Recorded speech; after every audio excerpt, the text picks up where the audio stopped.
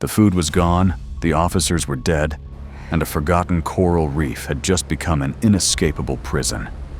Stranded thousands of miles from civilization, only 16 starving survivors were left on this tiny strip of sand. 15 desperate women and children, and exactly one man.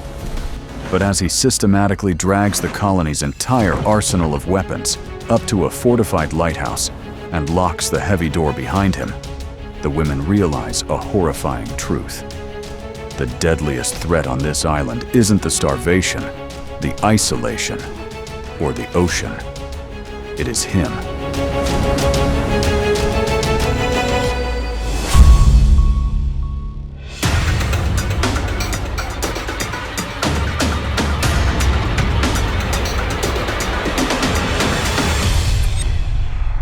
Chapter 1. The Island at the End of the World. The Pacific Ocean is massive. It holds thousands of islands, many of them beautiful, lush paradises. Clipperton Island is not one of them. Located over 1,600 miles southwest of San Diego, it is a desolate, ring-shaped coral atoll. There are no towering mountains or sprawling jungles. There is only jagged coral, blinding white sand, and a stagnant, toxic lagoon in the center.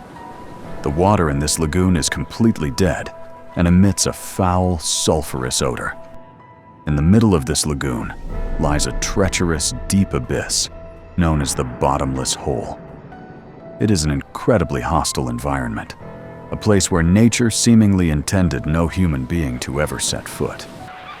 The only natural inhabitants are millions of screeching seabirds and thousands of bright orange land crabs that scuttle endlessly across the sharp rocks. Yet, at the dawn of the 20th century, this barren rock became the center of an intense geopolitical dispute. Several nations wanted control over the island, primarily because of guano, bird droppings that had accumulated over centuries and were highly valuable as agricultural fertilizer.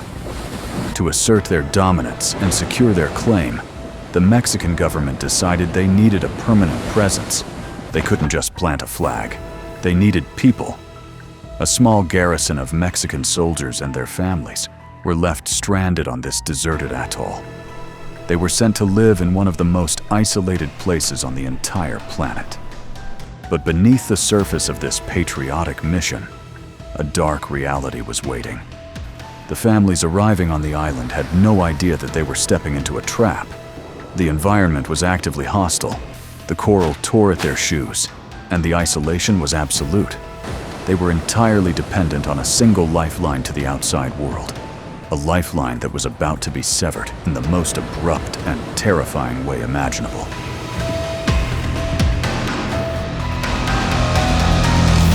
Chapter 2.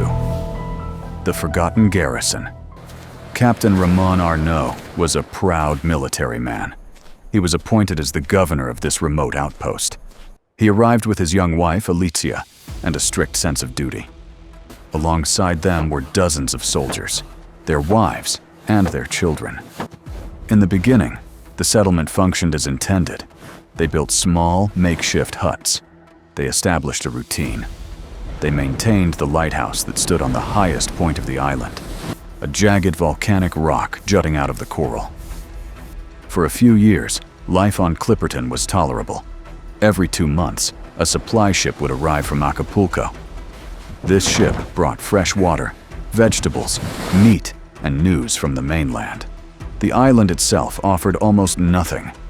They could catch fish in the ocean, and there were a few coconut palms scattered around. But it was not nearly enough to sustain a community of roughly 100 people. Their survival was entirely tethered to that ship. As long as the ship arrived, they were safe. But then, the horizon went completely empty. Weeks turned into months, and the familiar silhouette of the supply vessel never appeared.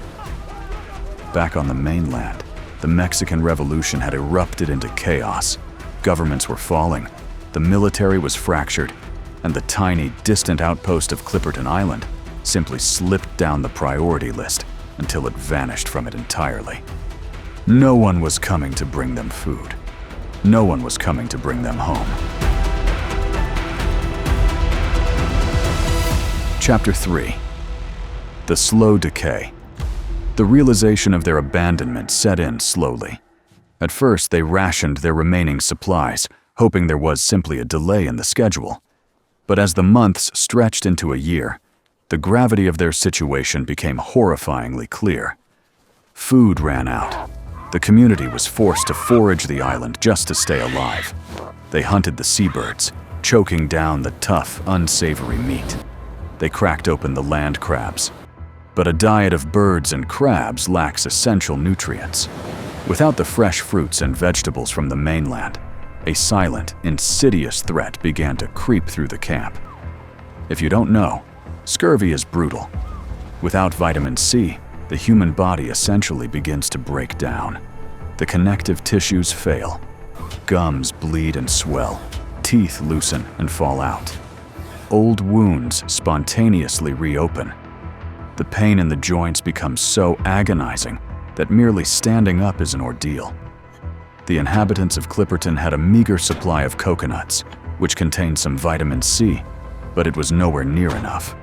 They rationed them strictly, allowing only 1 coconut per person every week. It merely prolonged the suffering. Slowly, the men started dying off. The once proud soldiers withered away in their beds, their bodies betraying them. The death toll climbed steadily. The survivors had to drag the bodies of their friends and husbands deep into the sand, burying them as far down as possible to protect them from the relentless, scavenging crabs. Amidst this relentless despair, a miracle appeared. An American vessel approached the island.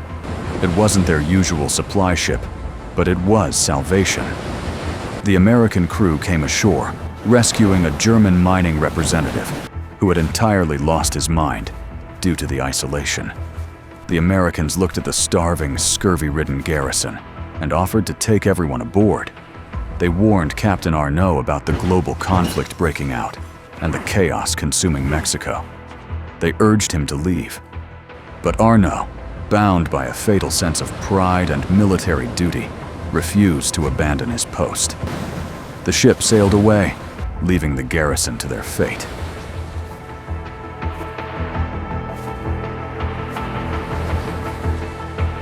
Chapter 4. The Fatal Mirage. The departure of the American ship sealed their fate. The psychological toll of watching salvation disappear over the horizon was unimaginable. The slow decay resumed. More soldiers succumbed to starvation and illness. The women watched their husbands die. The children grew weak and emaciated. Captain Arnault, the man whose stubborn pride had kept them there, grew increasingly desperate. The guilt of his decision must have been a heavy burden as he watched his community dwindle to almost nothing. By June of 1915, the situation was beyond critical. The community was falling apart. The ocean, which had always been their beautiful backdrop, was now just a massive blue wall keeping them imprisoned. Then Arnault saw something, a speck on the horizon. He believed it was a ship.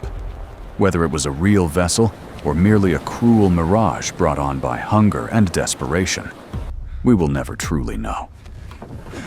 But Arnault saw it as his final chance to right his wrong. He gathered his last 3 capable soldiers.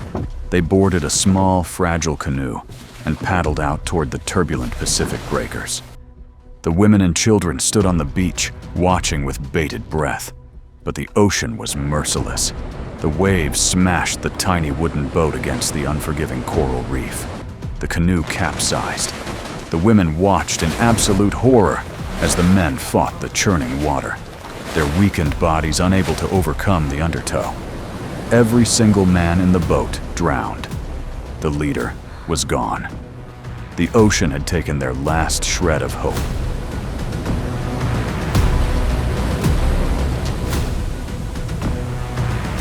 Chapter 5. The Reign of the Mad King. With the tragic loss of the captain and the remaining soldiers, the demographic of the island shifted overnight. Only one man survived, Victoriano Alvarez. Alvarez was not a soldier. He was the lighthouse keeper. He was a large, imposing figure who had spent his days maintaining the light on the high volcanic rock, slightly removed from the strict military discipline of the camp below. As the shock of the drowning settled, Alvarez looked around and realized a terrifying truth. He was the only male left. He was stronger than the starving women and children, and most importantly, he had unrestricted access to the armory. He took all the weapons. He carried the rifles, the pistols, and the ammunition up to his stronghold in the lighthouse. In a matter of hours, the social structure of the island inverted completely. He declared himself king of the island.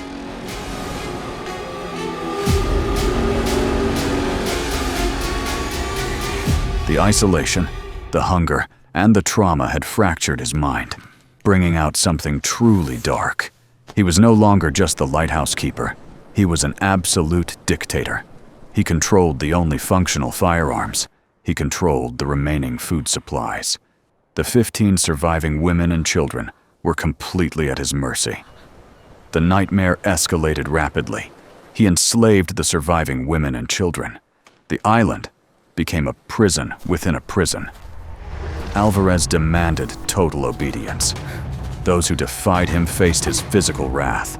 He subjected the women to horrible abuse, using violence and the threat of the gun to force compliance. He would roam the camp, weapon in hand, a menacing giant casting a long, dark shadow over their fragile existence. The women were trapped with a monster. There was no police to call, no place to run, no place to hide on a flat coral reef.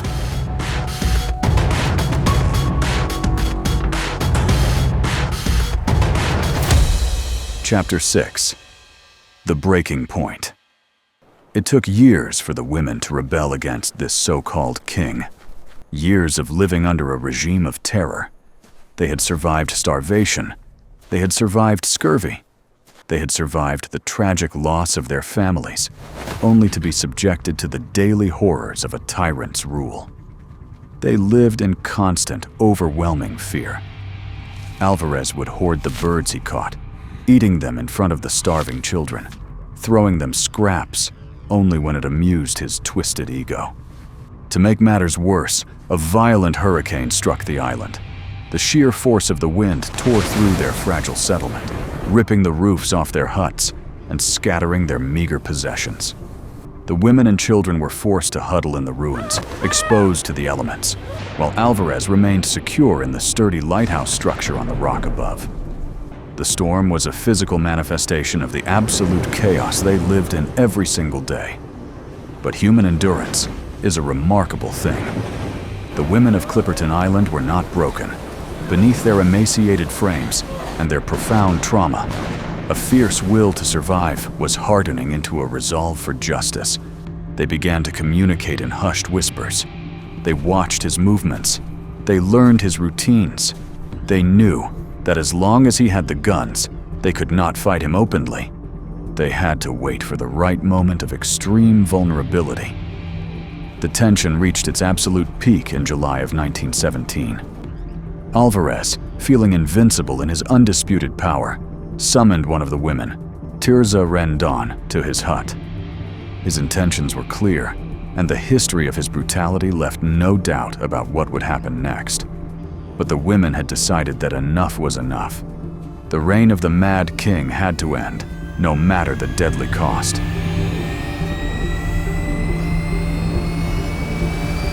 Chapter 7. The Uprising and Salvation. The confrontation was swift and decisive. While Alvarez was momentarily distracted, his attention diverted by his own arrogance, the women made their move. They didn't have guns, but they had tools. Tirza Rendon seized a heavy hammer. She did not hesitate. The accumulated rage of years of abuse, the memory of her starving friends, and the sheer desperation for freedom fueled her strike. She brought the hammer down on the tyrant. He fought back, trying to grab a weapon, but the element of surprise and the collective fury of the women overpowered him. He collapsed to the floor. The Mad King's reign was finally over. The silence that followed must have been deafening.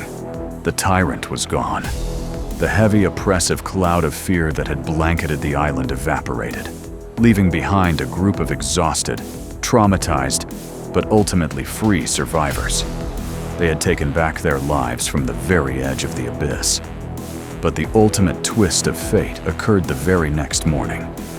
As if the universe had been waiting for them to free themselves, a shape appeared on the horizon. This time, it was no mirage. It was the USS Yorktown, an American gunboat patrolling the Pacific. The ship approached the island, its crew expecting to find an abandoned rock. Instead, they saw scrawny, emaciated figures waving frantically from the beach.